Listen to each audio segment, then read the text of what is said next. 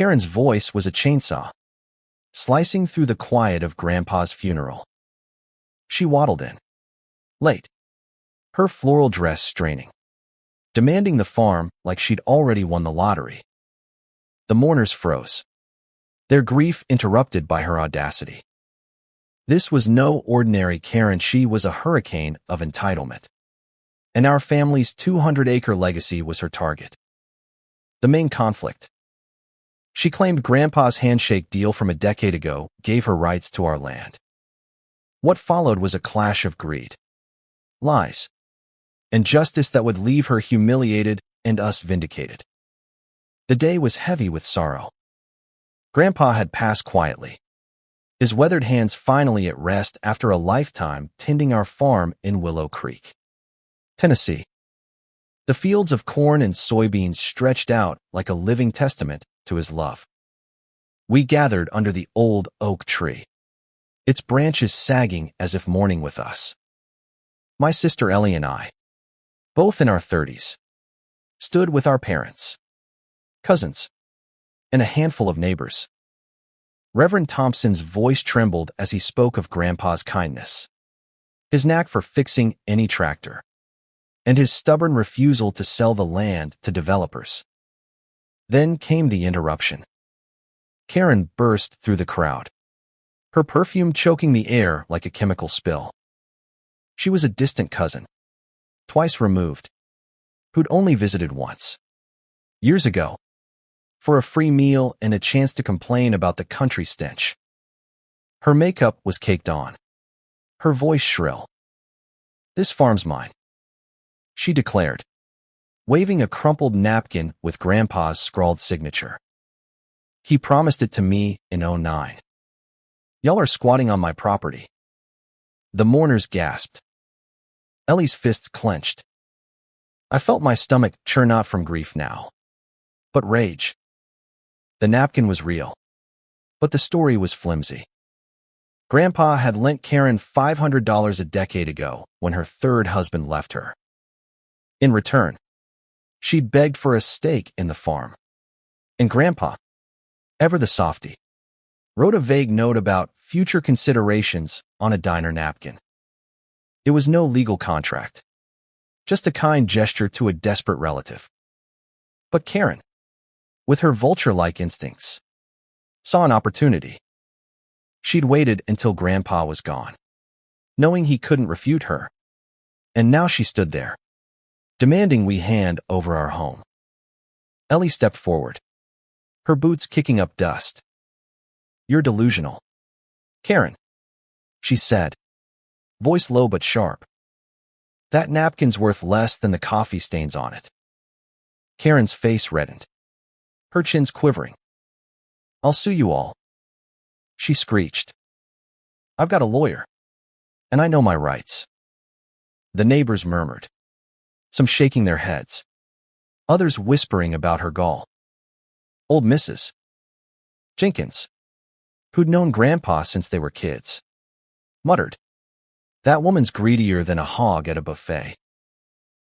Karen didn't stop at threats. By Monday, she'd filed a claim at the county courthouse, alleging she was the rightful heir to the farm. She hired a sleazy lawyer from Nashville, a man named Chet with a cheap suit and a cheaper conscience.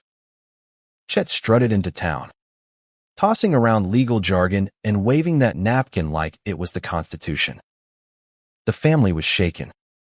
We'd poured our lives into this land debris harvest. Every repaired fence, every dawn spent milking cows. Losing it to Karen's lies felt like losing Grandpa all over again. But we weren't alone. Word of Karen's stunt spread like wildfire through Willow Creek. The community rallied. Mr. Thompson, the local feed store owner, offered to cover our legal fees. Mrs. Jenkins brought casseroles and her sharp tongue, calling Karen a blight on decency. Most importantly, we caught the attention of Abigail Harper, Tennessee's top property lawyer. Abigail was a legend sharp as a tack, with a no-nonsense demeanor and a track record of crushing frauds. She'd grown up on a farm herself and despised opportunists like Karen. When she heard our story, she took the case pro bono. The courtroom showdown came 3 weeks later. Karen arrived, smug as ever, her lawyer Chet smirking beside her. She wore a gaudy red blazer, her hair teased into a helmet of curls, as if she'd already won. Abigail, in contrast, was calm, her gray suit and steady gaze radiating authority. The judge, a grizzled man named Hargrove, peered over his glasses as Chet presented the napkin, claiming it was a binding agreement. Abigail didn't flinch. She dismantled their case like a butcher carving a roast. First, she called witnesses neighbors who'd known Grandpa for decades. They testified to his character, his love for the farm, and his habit of helping relatives without expecting anything in return. Mrs. Jenkins stole the show, recounting how Karen had once complained about the farm's dirt and bugs and vowed never to set foot here again. The courtroom chuckled, but Karen's face soured. Then Abigail dropped the hammer. She presented Grandpa's will, notarized and airtight, leaving the farm to me, Ellie, and our parents. She produced bank records showing the $500 loan to Karen had been repaid in 2010, nullifying any claim she had. Finally, she called a handwriting expert who confirmed the napkin signature was Grandpa's, but noted the document was legally worthless, vague, undated, and lacking witnesses. This, Abigail said, holding up the napkin, is a relic of kindness, not a contract. MS. Karen exploited that kindness for greed. The judge didn't take long. He ruled in our favor, dismissing Karen's claim with a lecture on frivolous lawsuits. But Abigail wasn't done. She countersued Karen for defamation and legal harassment, citing the emotional toll on our family and the community's outrage. The evidence was overwhelming. Karen's own social media posts, where she bragged about taking what's mine and mocked us as hick farmers, sealed her fate. The judge ordered her to pay $50,000 in damages and cover our court costs. Karen's smugness evaporated. She stormed out, muttering curses, her dreams of a quick land grab in ruins. The aftermath was bittersweet. The farm was safe, but the ordeal left scars. Ellie and I walked the fields that evening, the corn whispering in the breeze. We talked about Grandpa, how he'd have laughed at Karen's downfall but hated the drama.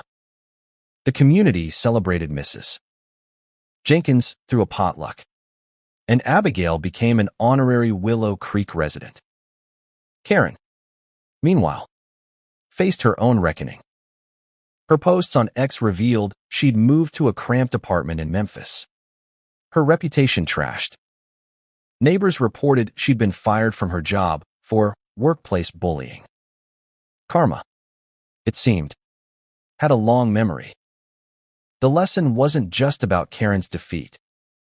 It was about the strength of family, community, and truth. Greed can roar like a storm, but it crumbles against roots as deep as ours. We honored Grandpa by planting a new oak tree, its sapling a promise to keep the farm alive. As the sun set, painting the fields gold, I felt him with Ushy's laughter, his stubborn love. Karen thought she could take that from us. She was wrong. The end.